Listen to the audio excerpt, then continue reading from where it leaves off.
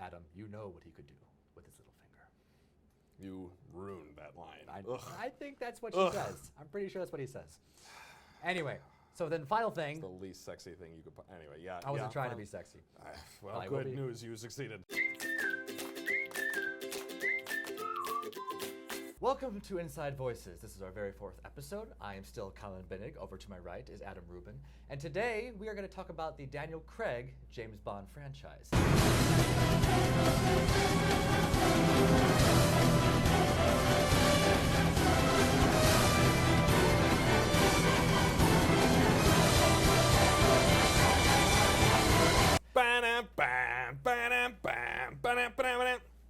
Okay, I'm excited. I mean, I don't know if we had the copyright for that, so I don't know. Oh, yeah. Is there a higher pitch you could do it at, maybe? Out of tune?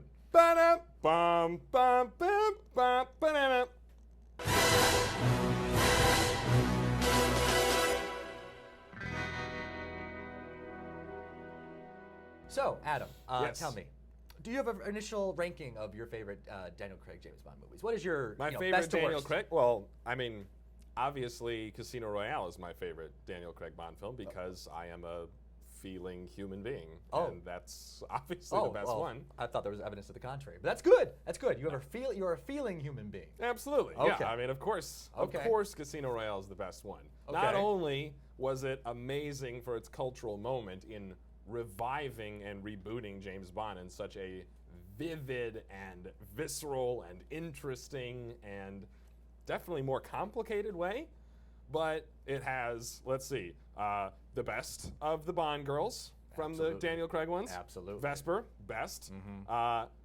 Beginning Daniel Craig, best Daniel Craig. Mm-hmm. Most of the best M moments, in my opinion.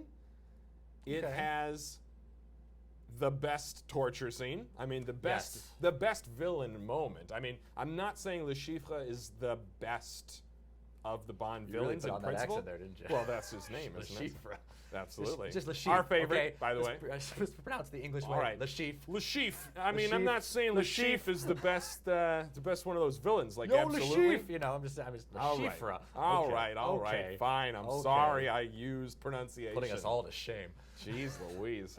I'm not saying Le Chiffre is in absolute terms the best villain, but he is the most concrete. His motives are very clear. He has by far the best plan of any of the Bond villains, in my opinion. And that scene is the best torture scene. It's the most villainous we see any of the Bond villains be in these Daniel Craig films. It's pretty visceral. It's pretty raw, I would say. It is very raw. It literally and visually raw. Exactly. Yeah. Yes. Okay. So that's your favorite one. What's 2, 3, and 4? What's 2, 3, and 4? Just give me a quick bang, bang, bang. 4, Quantum of Solace. Okay. Easy. Okay. Also easy. Obviously the worst. Okay. And where it gets a little trickier is the next 2. But for me, there's no doubt about it. Casino Royale, Skyfall, Spectre, Quantum of Solace. Okay. That's my list for sure. Well, we What are about going you? to disagree on some things. We usually do. But not number 1, okay? No, I love, right, because you're also a I red-blooded love human being. Casino Royale. It is Yes. always going to be the best Daniel Craig James Bond It's movie. so good. It's not even so it's not even good. close. Let's just It's be honest. so good, Colin. All those people who say Skyfall's the best, well, we're going to have to re-educate them today. I don't know what they're thinking. My second favorite, and this is where you're probably going to hate me, is Quantum of Solace. Really? Quantum is 2. Basically, my ranking Wow. is from each progressive Bond movie, they've gotten each one is worse. Mine is Oh. Casino, Quantum, Skyfall, Spectre. Okay. And I'll go into each So one we of do them. agree Skyfall, Spectre. Yes. And we do. Okay. So Yes. really, the let's talk about Quantum of Solace. Let's talk about Quantum of Solace? Yeah. Okay, so for What's your me, deal? Quantum of Solace gets too much of a bad rep. Comparative to... Accurately bad rep. No, not accurately. No. All right. Tell me No. why. What? Well, Because- first of all, let's talk just what its rep is. Well, its rep is, The worst one. no. It's, well, I mean... That's no, its actually, rep. no, actually, I think some people would say Spectre could be the worst now, given some Rotten Tomato scores and ratings. Is Spectre rated lower? I think it might. Quantum? I think it might. It ain't good. It's not good, Spectre. No. But it's not as bad as Quantum of Solace. No, but I think people miss the point of Quantum, which is why people, especially coming off the high of Casino, I think they wanted Quantum to be if not in the same vicinity, at least at the same level, if not higher. Now that is a fair point, Yes. right? Like Casino Royale was so good that it is true that it was a hard act to follow. It raised the bar. It really raised the bar. It's It so was. high. No one thought the bar would go that high after Casino. That is the cultural moment. But I'm saying even rewatching it, it's not good. It's not good. I still, I've had time to acclimate it. It's bad. I still really enjoy it. Well, tell me why. What do you like about it? Because it was, I guess, how do I say this? It's a Bond movie in which Bond is not being Bond, which I think is a very interesting movie. A very intriguing concept. In what way is Bond not being Bond? I mean, he literally, more than any other film, especially in the Daniel Craig movies, more than any other Daniel Craig James Bond, he has almost no regard for dispassionately killing anybody who gets in his way. It's like he literally almost has no limits as to who will kill to get answers or to get closer to the organization responsible behind Vesper. I mean, what is different about how he kills people in that movie than any other movie? It's literally he is now in this movie shooting first and asking questions later, which Bond shouldn't be doing because that's not necessarily what he does. Who does he shoot first and ask a question of later? The guy in the hotel room. He just goes in and then they just start fighting each other and then he just kills him to death. Well, that guy didn't have to kill him. Well, that guy Couldn't have to kill him. Good thing you brought that up. First of all, I mean that guy attacked him with a knife. I know he did. A knife. Real quick question: what does James Bond stab him with? Another knife or a piece of glass?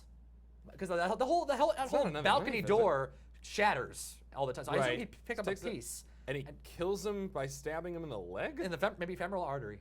Maybe. I mean, Yep. I get that that's a doable thing. And I think it doesn't look like he that also in the kind movie. of scratch him in the neck area first, No, and but then the final Right, the is like final he stabs him one. in the leg and the guy's just the guy's done? kind of like so I I mean, think the first that was time the I saw initial it, I thought blow. it was a hypodermic needle or Right. something. No. I thought he gave him a drug. I think it's just another shard. just a bad shot.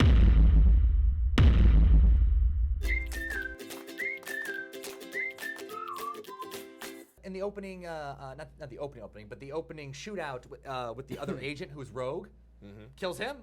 And as M said, why didn't you have to shoot him? We could have brought him in for questioning, stuff like that. And it's a recurring thing throughout the movie. He keeps killing people without getting information first. True. Even though he does But eventually get information, but he's just so just narrow-minded on vengeance. Right, he's vengeance.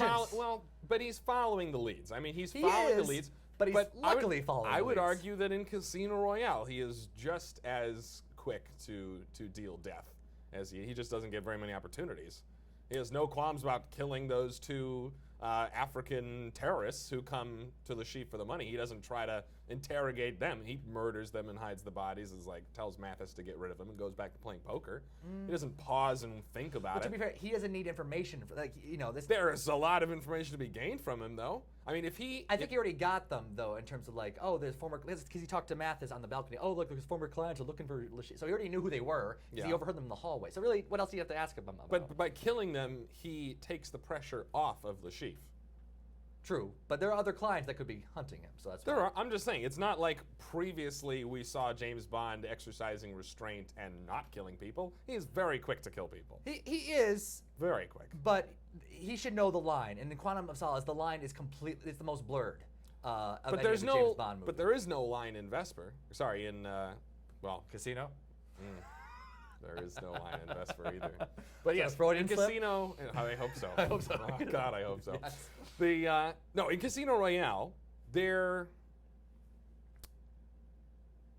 is no context for a line, right? It's just a non-issue in Casino Royale. But once he's actually going after Vesper, he's shooting everybody he sees. I mean, he's not trying to take in the man in the eye patch. He's not trying to take in any of his underlings in that final shootout in the building that's going to eventually He sink. takes Mr. White alive at the end of the movie.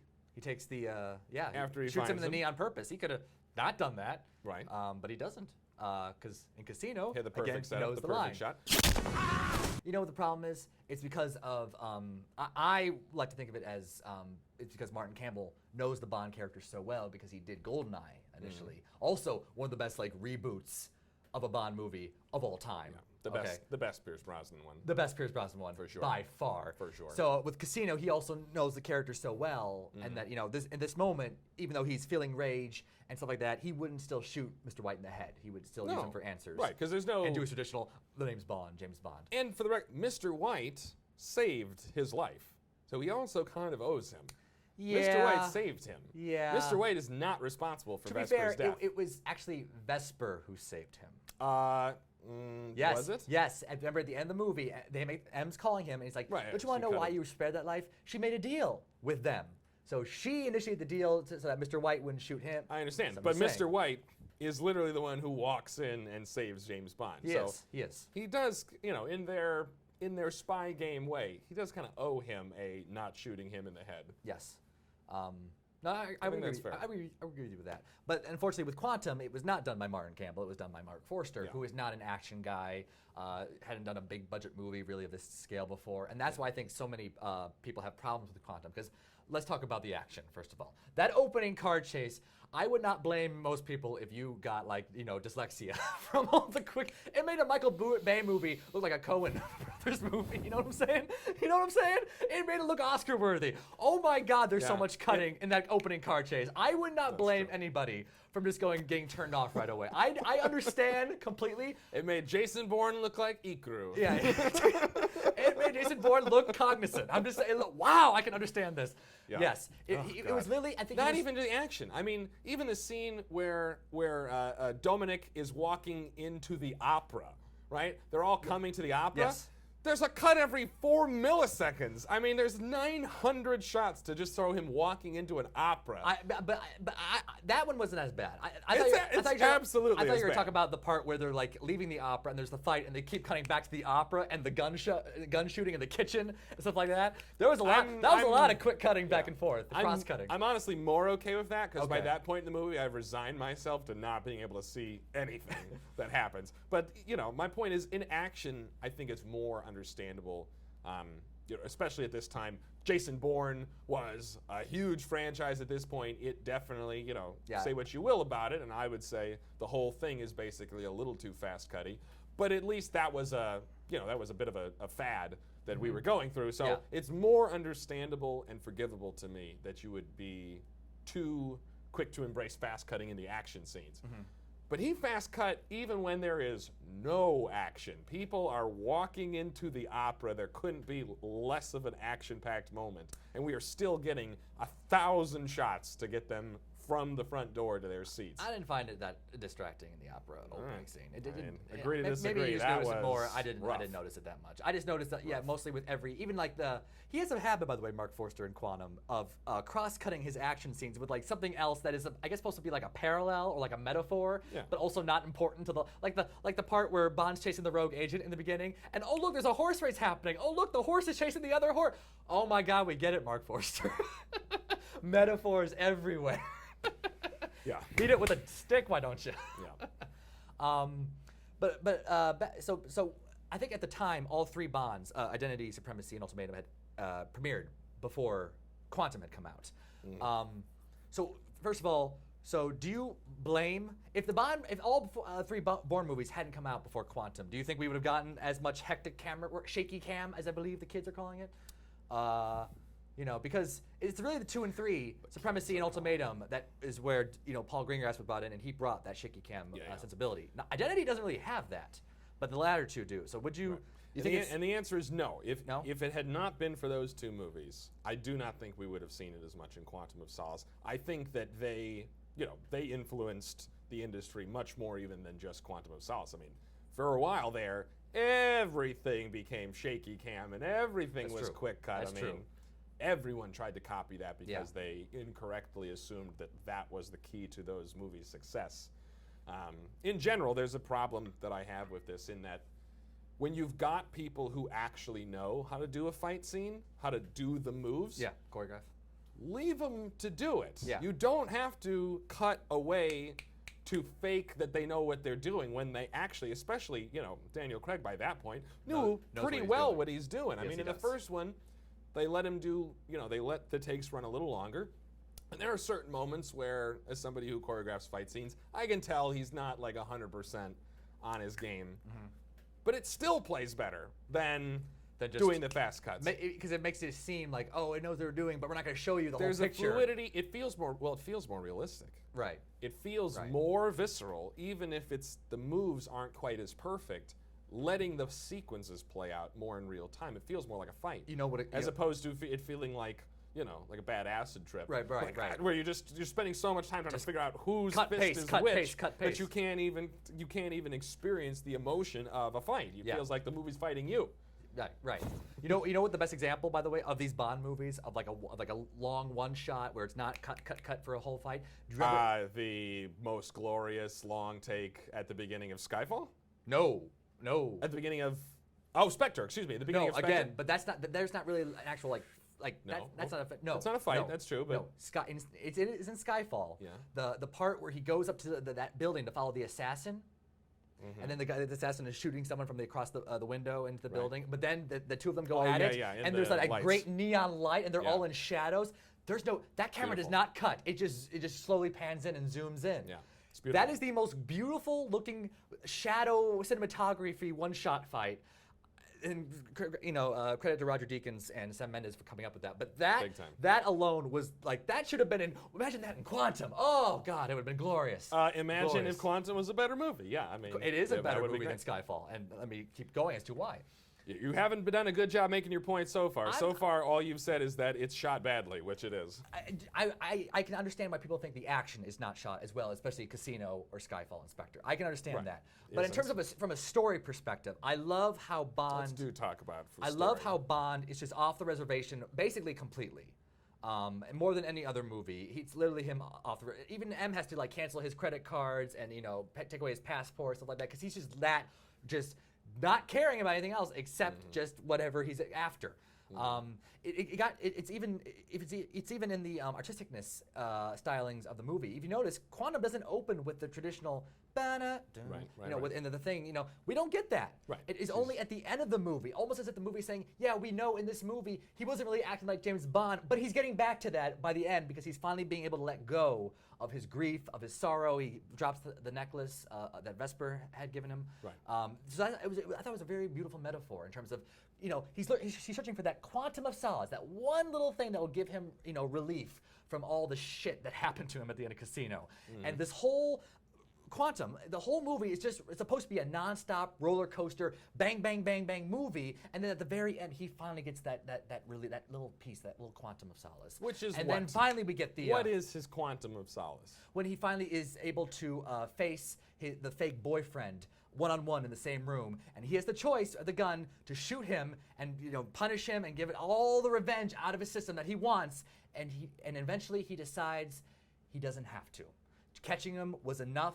Finding the organization he was part of was enough, and he can finally say, "I got some justice for Vesper. I'm off my, off the reservation. I can get back to the." What's the justice for Vesper? Catching him. Catching the so fake boyfriend. So that no other woman would end up in the same fate as Vesper. Remember, because she was with another agent, I think from the Canadian Secret Service, and he spared her from becoming another Vesper. Yeah. So if he can stop any other Vespers type of characters from meeting their ends. I think that's isn't that justice? Isn't that just make you feel like some kind of solace, some kind of reconciliation? He was already back on the reservation. He was already back on the reservation by the time he tracks the boyfriend down. That was with the help of MI6. The agents are waiting right outside to take him in. That was his first act. No, I think he after beat got his MI6 solace. there, and then MI6 just happened to be there as he was coming out, and luckily he didn't shoot him. Just happened to be there, Colin? Yeah. No, that's why M said. It's choreographed. M didn't know what he did with it. Like, is he still alive? And he's like, yeah. And that's why I'm surprised. Yeah, she's being smarmy. I think she's actually being relieved, and she didn't know. I think she's scolding him. But either way, they knew that that's where he was going. He did that. He's back to being James Bond by the time he does that. He is back to being James Bond. That is not the solace He's back to being James Bond after he leaves the room. No, he's back to being James Bond. In that moment, we still don't know what he's going to do. We the audience don't, but he does already know. He knows he's not going to kill him. How do we know what he knows? He knows. Himself doesn't know what he's going to do. Think about it for a second. He seems pretty threatening. Cool. He's like, sit down. You're like, you get out of here. He's cool. This man and I have unfinished business. He could easily shoot him in the head after that. Cool, we have no clue. No, he's cool and collected. He knew exactly what he was going to do. The agents are waiting outside because he choreographed it. They don't go, You know, they don't rush in and then find him already Again, there. I think they had just arrived. That is way too weird a coincidence for your plan, Colin. That's why I think That's it's not it's the a beautiful Solace. moment. That's It's a not nice, the Solace. The I think it's a little bit Solace, of no, Solace. the Solace is leaving Dominic in the middle of the desert with the Dominic? motor oil. Yeah. Dominic. You said Dominic. Dominic is his name. You're having problems with words. Dominic The is- Shifra, Dominic. Dominic Green is what his name What do you is. call the Skyfall villain? Soleva? No. You know, at the time, also, Quantum was coming out during the writer's strike. So in terms of like, you know, it being under the gun, in terms of making deadlines and the writers not having enough time to really flesh out the story, I can't blame the movie for that. I have to blame extra factors. But that you do still have to judge the movie on what it is, and what it is But is you a have to- movie without a good story. It's a good story. No, it's a not. solid story. What's the story of Quantum of Solace? What does Dominic have to do with anything? He's like the figurehead of a larger criminal... Quantum. Of Quantum, of larger, sinister, behind-the-scenes organization that... And where does Quantum ever come up again? In Spectre. When it is revealed that what is Quantum? When- Nothing. Before we move on to Skyfall, let me just bring up 2 more points about why I think Quantum deserves a little bit more recognition and praise. Good. So far, you've made no case for it whatsoever. I think I've made a little bit of a case. First, it should be lauded for actually giving us a Bond girl that Bond does not sleep with. That's a that you know what, that is a you know what, especially where Bond's character is after coming off Casino. The fact if he was going to force him to sleep with the other Brazilian Secret Service agent who's also going through her same grief, that would have been so bad on the character and so false and just so not natural. I would have actually resented the movie probably as much as you would. But they didn't put them together. All they did was have one quick kiss after they parted, and then that was it. I'm just like, oh my God, you actually honored his hurtful, you know, the fact that he's still hurting inside from Vesper. You didn't force him to start sleeping with this Brazilian Secret Service agent who he could recognize is also hurt as well. Yes, he does sleep with the English consulate woman, but there's no, you know, she's not going through her own kind of, you know, crisis moment. You know, she's not also hurting inside. He recognizes that, so he feels like he can have sex with her and it'll be okay. It won't, you know. But with the leading Bond This is such girl, a low bar, Con. You're just saying it's good that he didn't sleep with her? it's good for the where the character was going. It's a good thing they didn't undo all his love for Vesper by having him automatically sleep with the next leading lady in his next movie. I'm glad they didn't do that. What would that have had to do with Vesper? Because then obviously Vesper wouldn't have mean much for him if he Because just he moved slept on with- so quickly. Well, no, he immediately sleeps with somebody else. What are you Not someone talking about? important to No, him. well, not important to the movie. no, but, and to him.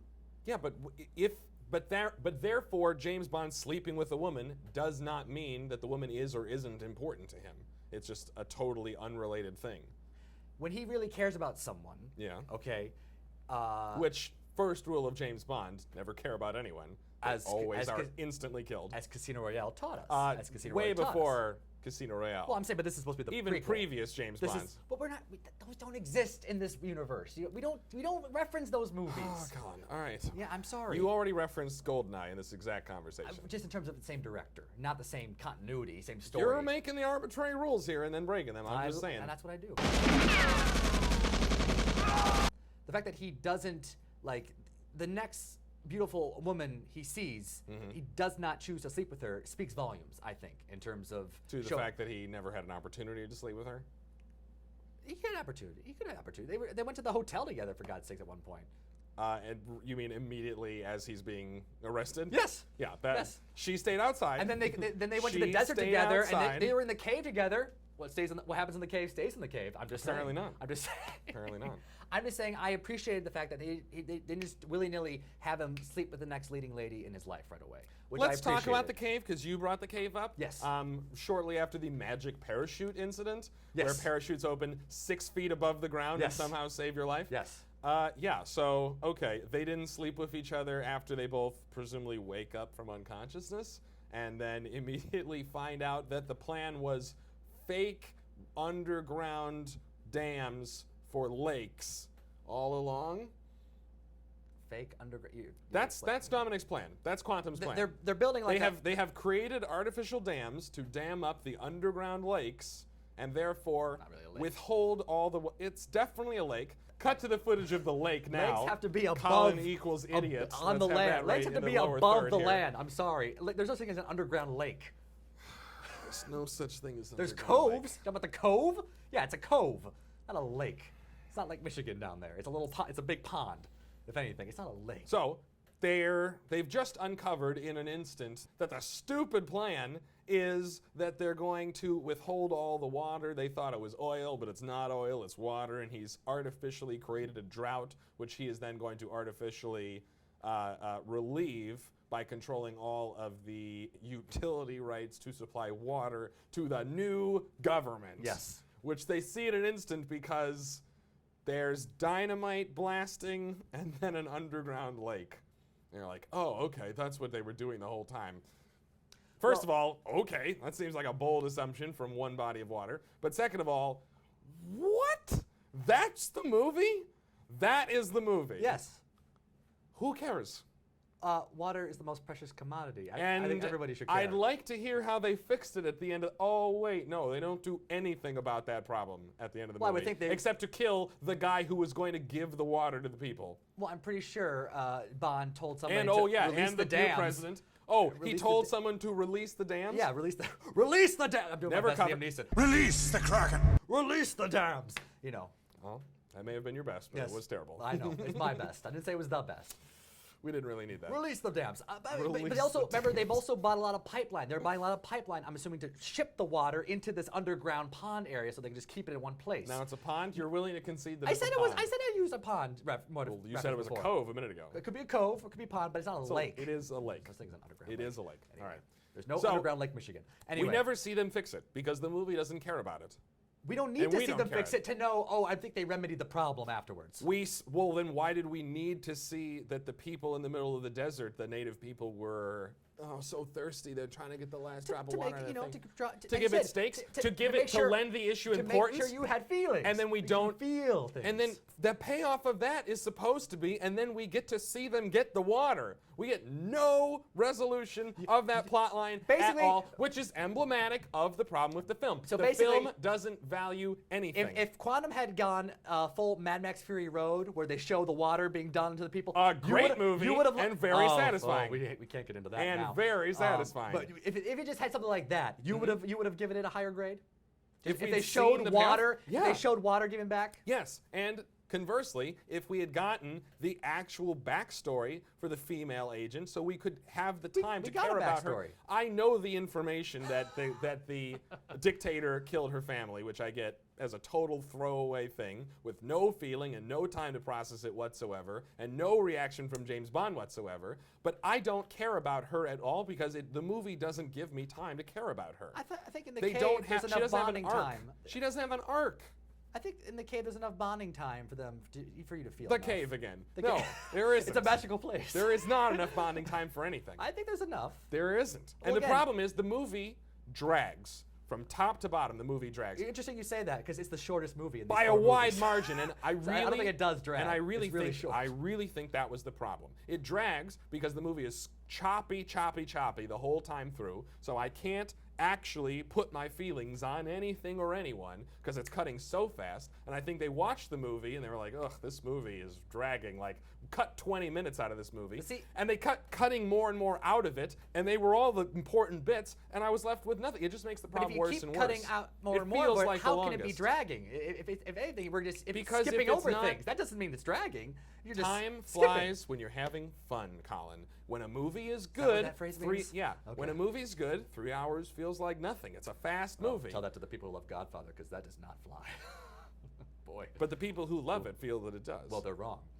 Well, that's neither here nor there, you idiot. You're wrong. The point is, if it's bad, 15 minutes of torture feels like an eternity. An hour and 45 minutes or whatever of Quantum feels like It does not feel like an a eternity. year of my life I Ah. need back every time I watch it. Mm. Nothing, there's nothing.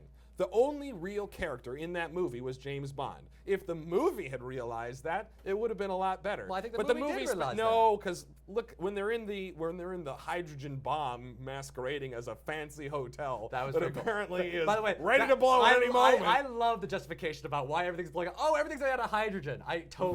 That's just They're awesome. just the fuel That's cells right, kicking the on. fuel cells. Well, that sounds highly unstable. Don't worry about it. No one's ever shot anything I in love here. that. I love all that. So I can stupid. embrace all of that just That's because so it's fun. You know stupid. what? It's fun. I love that. This is the Hindenburg Hotel. Yeah, whatever. Yes. Whatever. Fancy hotel. That's why it's in a whatever. remote, distant location. Whatever. But the point is, if we'd stayed with James Bond and it was all about, is he going to let Dominic die, Very good. or is he going to save him, which is the actual Quantum of Solace, after which he is resolved enough to go and finally return to his job, return to his normal job as James Bond when he tracks down the agent masquerading as people's boyfriends. Yes. That is beyond his moment of solace. He's already had it. The moment in the fire, that's the actual Quantum of Solace. And it should have just been about him and that guy having their weird axe fight in the middle of the stairwell.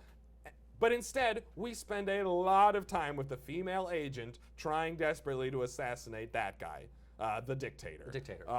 Because they're pretending that she's a real character, and she's not. That moment has not even close to the level of significance for us that it should have. It just feels like it bloats the whole scene and drags out the movie. And then how strong a female character is she that he goes back and saves her and she wants to, let's just commit suicide? For a moment, he's also contemplating it too. Yeah, I like that. But then he keeps his wits about him and they escape. Well, yeah. And I'd love to know how Dominic escapes. Because he escapes very easily, even though he's lame. By the time they get out of the building, he's like way ahead of them. Well, he's already crawled. Well, you'd have a head start. I mean, but he's late. How did, like, they could barely get out of the exploding building, but he had no trouble getting out of the exploding building? I'm assuming he was like on a lower level, and they were caught in a room. It was concrete and walls. I'm just saying it wasn't an easy exit. And I'm just saying it dragged and dragged and dragged and dragged. And let me just say, I will grant you a little bit of whether or not to kill Green or not was a little bit of the part of the Quantum. I will grant you that. It's a little bit. The whole movie. But no, because Green is not Green was never necessarily part of what happened to Vesper. He's just part of the organization in general. So he didn't have a direct connection to the Vesper situation. He just knew everything. He was just part of the organization. So allowing Green to live, that's not as much of an emotional high for Bond to get through as much as it is finding the boyfriend and then confronting him and getting that solace. I'd argue the boyfriend had less to do. The boyfriend is literally the cause of this whole thing. You understand that? No, Without the boyfriend in Vesper's life, this wouldn't have happened. The boyfriend's just an employee of the organization. But he was the direct Dominic. link. He was the direct link. Dominic is one of the higher-ups in the organization. But and in Quantum of Solace, we are led to believe that Dominic is almost the highest guy. But Dominic is not directly linked to Vesper. It's the boyfriend who's linked. Green is not at all connected to Vesper. He's just on the other side. He is not runs the organization he does that not took run. advantage He's of. one of the people. He's one of the people As we who saw in the runs it. opera scene, there's like at least 20 people running the whole show. And he's the one who's the head. He's the like Bolivia the chairman project. Of the he's Bolivia the chairman project. of He's the head of the Bolivia project, but Everyone else nothing is down in the thing. He's the one up in the box. That's true. He is in a nice skybox. Yeah. That's very true. He's got the most bodyguards. I will say also, just in terms of Quantum, I loved how Quantum also changed the idea of the Bond villain, where it didn't give a Bond villain like a physical disfiguration.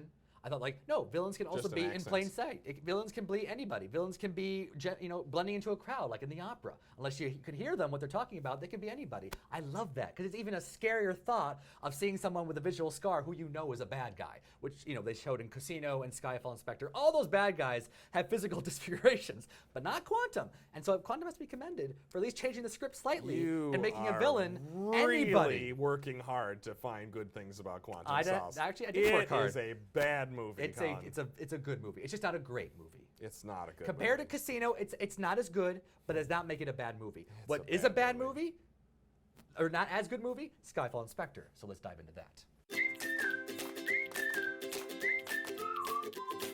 Take three. Take three. Me. Ha. Third sticks. Right. He Me. ruined that whole thing. All right, here we go. Take four. Second stick. Fantastic. Third Four. sticks. There we go. All right. Don't try to save him. He's not redeemable. The Human Torch is denied a bank loan. You just quoted Anchorman, your favorite. Nice. I know, my Gotta do favorite. it. Scotch, scotch, scotch. I love scotch. Yes, you do. Scotch, scotch, Yes, scotch. you do. There it Yes. goes. Down Down into to my your belly. stomach.